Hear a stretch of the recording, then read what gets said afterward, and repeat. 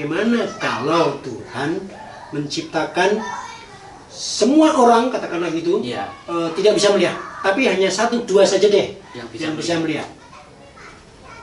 Siapa yang dianggap tidak normal? Siapa yang dianggap tidak normal? Di antara yang banyak tadi yang tidak bisa melihat, atau yang cuma 1-2 tapi bisa melihat?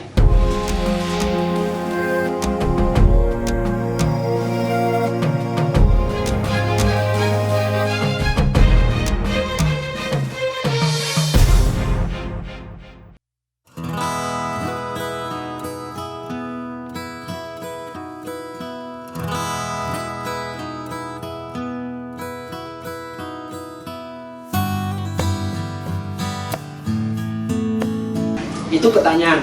Oke, uraiannya Pak? Uraiannya, nah biasanya kan di masyarakat kita justru yang banyak itu kan yang dianggap normal toh, Pak.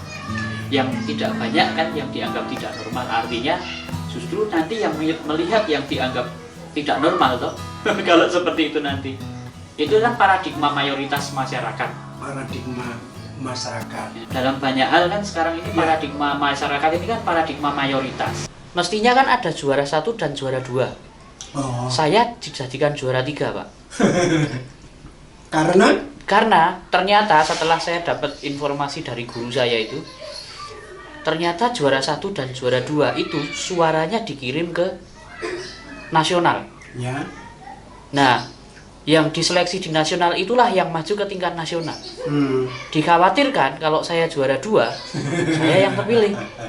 Nah itu Pak, itu dari guru saya seperti itu, guru saya yang orang RRI, justru yang ngajarin saya nyanyi bilang begitu. Saya sampai beliau diterima oleh iki pancen anune kudu ngono sik. Aku sakjane ya ora trimo ning ya. Itu tahun dulu ya Pak ya? Itu 96 Pak ya Pak? 96 yang sekarang 25 tahun kemudian tidak berubah ya Pak? Diskriminasi itu? Diskriminasi ya, kalau yang sekolah tadi sekarang sudah mau menerima Pak. Sekolah musik itu sekarang sudah mau menerima tunanetra ya, saya bersyukur karena ya walaupun bukan saya yang diterima tapi saya tetap seneng lah. Cita-citanya itu musik tapi bukan musisi, jadi saya lebih seneng itu jadi semacam juri gitu loh Pak. Oh juri. Wah makanya kan Yuri nyanyi gitu tuh saya seneng waktu itu. Ya. Kalau saya boleh menawarkan ada paradigma baru Pak, namanya paradigma keberagaman, paradigma yang saling melengkapi. Paradigma keberagaman, paradigma yang saling melengkapi. Nanti kita menuju ke bagian yang terakhir yang sangat penting ini, bagaimana kita mengubah paradigma yang selama ini, paradigma mayoritas ya. Paradigma mayoritas yang dalam konsep Jawa itu ada benar-benar mudiwi, misalnya gitu kan. Nah beliau menawarkan paradigma keberagaman.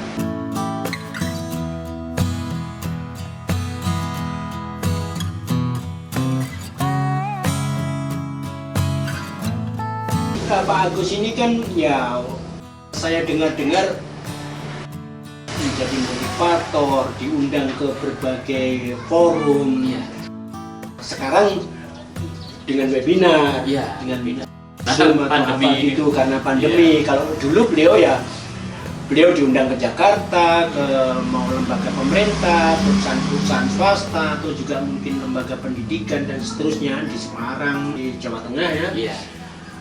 Banyak.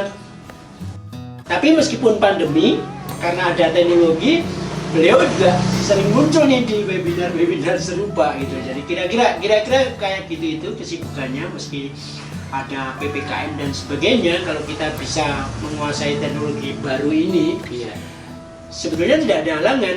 Pak Agus saja sudah membuktikan dengan ilmunya, apapun kondisinya, kita nggak ngomong gitu, tapi terbuka kesempatan yang luas bagi Pak Agus untuk melakukan aktivitas yang bisa bersama-sama masyarakat, melakukan pendidikan dan sebagainya. Jadi kalau kita ngomong profesi nih Pak, apa profesi Pak Agus ini sekarang ini? Guru dan mindset provokator.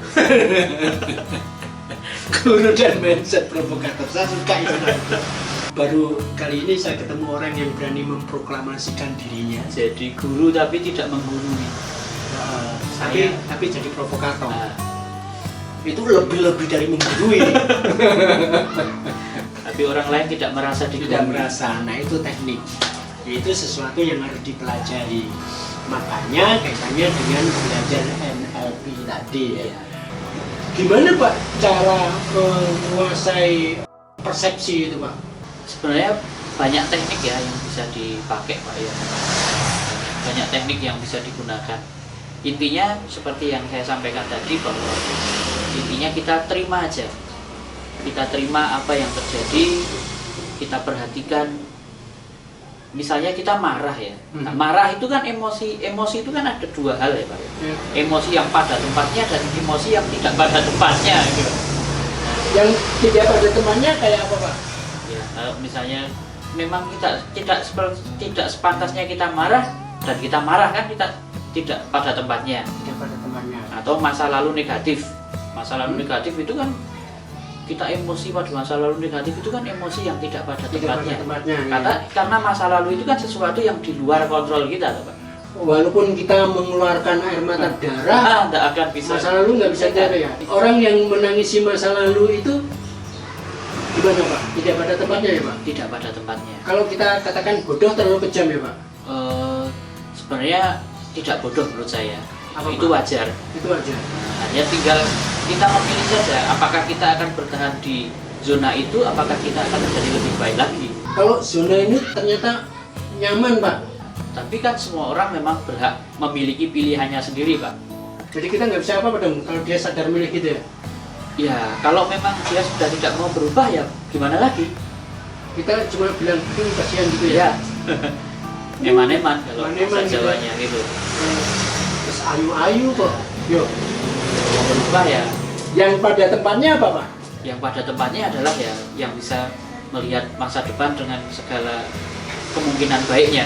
Karena manusia itu kan makhluk kemungkinan, Pak. Bukan sesuatu yang pasti bisa diprediksikan. Iya, Oke, gitu ya. Apakah orang kalau bekerja keras itu pasti sukses? Belum tentu.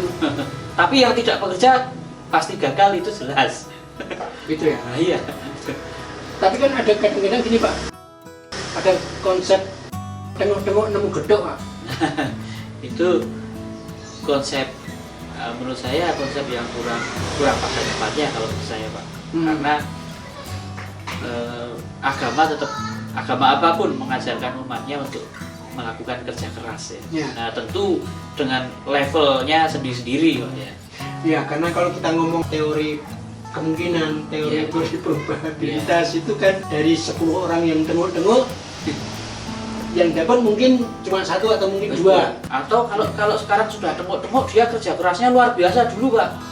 Oh gitu ya. Iya, nah itu kayak seperti modelnya si Bill Gates gitu kan. Nah, dulu kerja kerasnya kan luar biasa sampai lompat jendela sampai uang yang mengejar dia. Nah, itu kan itu ya.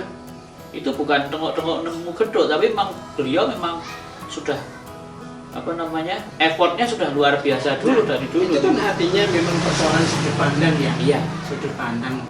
Persepsi itu dibangun dari sudut pandang. Betul, sudut pandang. Nah, kita itu kan terdidik oleh otak kanan yang dengan cepat menyimpulkan, Pak. Intinya banyak orang yang melihat orang lain itu dari hasilnya saja. Kan prosesnya gitu, tidak ya. Prosesnya tidak dilihat gitu. Tapi sistem pendidikan kita kan juga mengajak gitu, Pak. Masih begitu. Lebih ke manajemen by produk, bukan by proses. Bukan by proses ya. Ya. Makanya digital hypnotism itu kan kampanyenya untuk itu, Pak.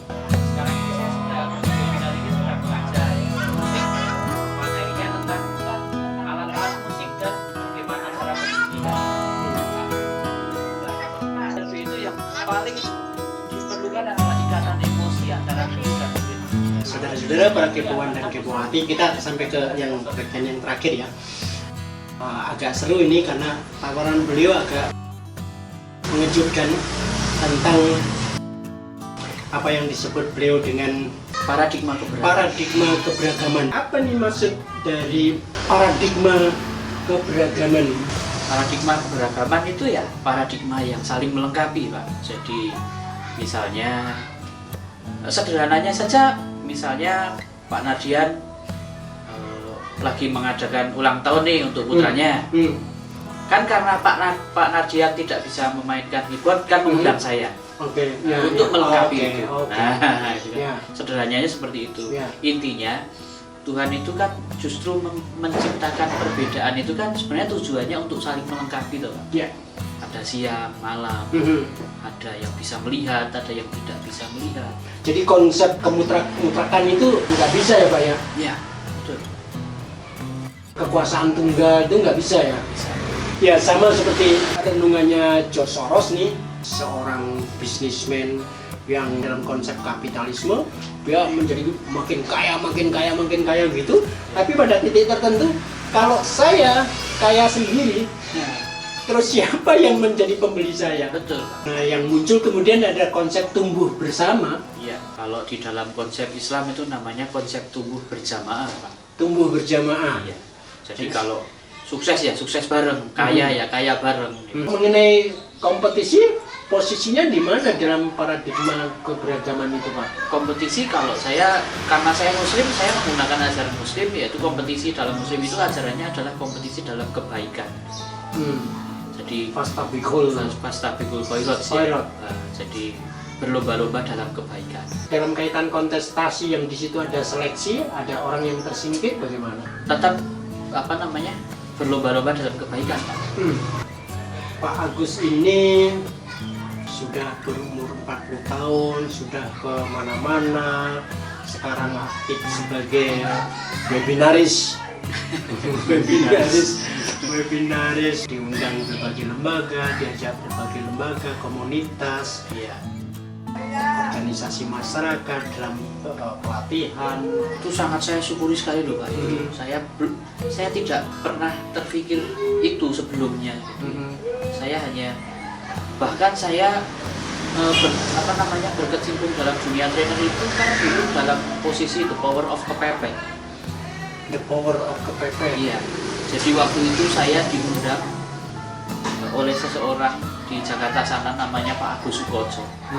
Beliau itu mengundang saya untuk berbagi motivasi untuk guru-guru se-Jabodetabek, Pak. Motivasi untuk guru-guru se-Jabodetabek. Padahal waktu itu motivasi dalam hal apa nih? Motivasi dalam hal pendidikan. Oke.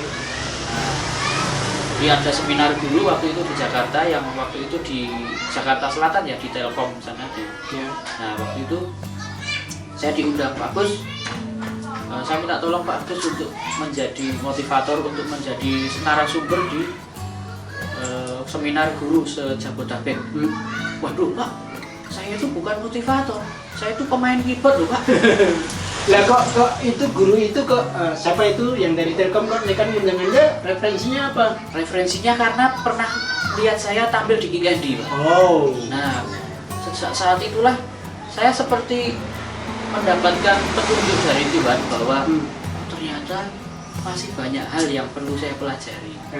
Ternyata Tuhan menunjukkan satu kompetensi saya yang lain lagi selain musik gitu loh Pak. Nah itu yang saya syukuri sampai sekarang. Waktu itu tahun berapa sih diundang di KKN itu?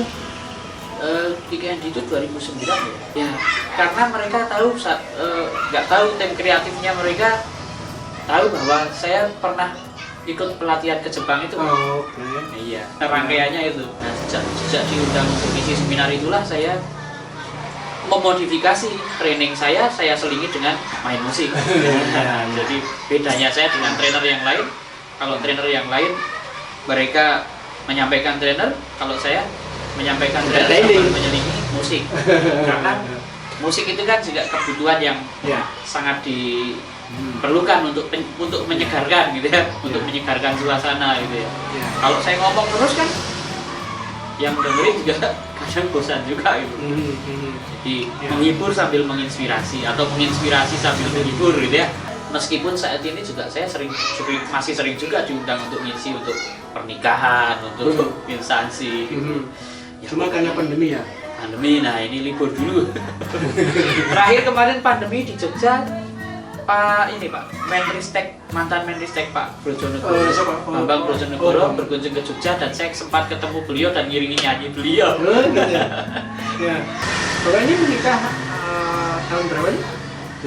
2007. 2007 ya. Iya. Berapa putranya sekarang? Saya 2 Pak. 2. Iya, laki-laki. Sudah gede-gede. Ya, yang pertama kelas 8 naik kelas 8 ini belum. Yang kedua naik kelas 2 SD. Gimana Pak 2 tahun WFH? Ya mesti diterima Pak. Dengan apa namanya? Dengan segala suka duganya. Ya, banyak duganya sih sebenarnya, tapi tergantung kita mempersepsikan juga sih. Persoalan kembali ke persoalan persepsi. Iya. Pak, saya ingin dapat renungannya, nasihatnya, karena Bapak bekerja atau katakanlah berprofesi di bidang itu yang berkaitan dengan motivasi, dan Bapak media yang dipakai adalah juga media digital nih ya. Iya. Media digital, Bapak bisa mengaransemen musik dengan laptop ini misalnya. Bapak bisa berkomunikasi, Bapak bisa berinteraksi dengan forum-forum atau dengan komunitas-komunitas yang ada yang berkaitan dengan webinar atau apa dengan teknologi sekarang. Kalau menurut beberapa pandangan orang awam katakanlah begitu, Bapak punya keterbatasan tidak bisa melihat nih. Tapi faktanya nih yang saya lihat, hidup Bapak ini kan penuh warna, hidup Bapak ini penuh warna. Dan kemana-mana Bapak ke Jakarta, ke Jepang, Bapak main musik, Bapak membuat pelatihan untuk guru-guru sejabodetabek misalnya dan seterusnya, bahkan di webinar. Ini saya omongkan begini, diri-diri ini untuk lebih mempertegas saja bahwa tidak ada sesuatu yang bisa membatasi gerak-gerik seseorang. Itu juga bukan soal sekedar persoalan persepsi saja nih Pak. Betul Pak. Sebenarnya konsepnya sederhana juga sih Pak, dan saya yakin semua orang juga tahu. Hanya kalau saya benar-benar melakukannya gitu ya. Hanya ada dua, konsepnya ada dua, ilmu dan iman. Ilmu dan iman. Ya, saya meningkatkan ilmu, saya meningkatkan kapasitas diri saya dengan ilmu. Ya kan, kalau nasihat orang Jawa itu ya, ilmu itu ngelakoni kanthi laku, ya saya melakukan. Harus dua-duanya Pak. Iya. Kalau ilmu tanpa iman? Ilmu tanpa iman nggak berhasil. Kalau iman tanpa ilmu? Ya nggak berhasil juga. Karena sebuah keyakinan juga harus pakai ilmu. Berkeyakinanmu juga harus pakai ilmu? Iya. Berilmu juga harus pakai keyakinan? Betul. Dan dengan ilmu dan keyakinan itu, semakin kita meyakininya, insya Allah nanti welas asihnya Tuhan itu akan datang kepada kita. Jadi saya hanya mengharap welas asihnya Tuhan aja. Terhadap orang yang keras kepala, apa nasihat Pak Agus? Karena kan kadang-kadang gini, ada orang yang tahu, tapi keras kepala Pak. Dalam sebuah coaching, coaching ya istilahnya, kalau saya lebih mengistilahkan seperti itu ya, karena kan banyak juga teman-teman mahasiswa yang datang ke rumah untuk melakukan semacam coaching atau terapi gitu ya. Biasanya ini Pak, saya lihat kecenderungan dia itu internal atau introvert atau ekstrovert. Nah, itu aja nanti yang saya menyesuaikan aja. Nah, kalau itu ada teknik khususnya untuk memotivasi orang-orang seperti itu. Intinya begini. Kalau secara general itu kan semua orang itu kan cuma ada dua pilihannya motivasinya, mencari nikmat dan menghindari sengsara. Kan hanya itu toh Pak. Dia lebih dominan yang mana? Tapi pada dasarnya semua orang itu ingin bahagia ya? Betul. Gimana caranya bahagia? Ya memulai bahagia dari diri sendiri. Memulai bahagia dari sekarang. Tanpa syarat. Kalau bahagia bersyarat, bahagia harus, saya bahagia kalau saya. Nah, sulit. Bahagia KW ya? Karena ada syaratnya ya? Iya. Harus tanpa pretensi gitu? Iya, tanpa syarat bahagia itu. Saya ketika saya bangun tidur ya saya bahagia, alhamdulillah Allah masih memberikan saya kehidupan. Allah saya masih memberi saya kesempatan untuk bisa melakukan ibadah. Bahkan ibadah pun saya syukuri karena itu mensyukuri fakta hari itu. Betul. Setiap fakta.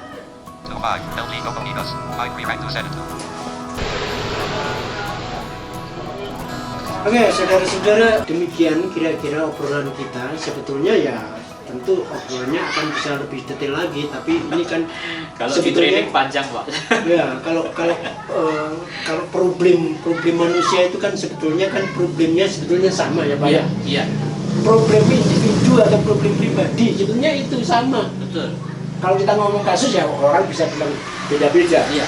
Tapi kalau problem individu itu sama, bagaimana kita mengetahui diri kita, mengalahkan diri kita, Ya. dan memenangkan diri kita.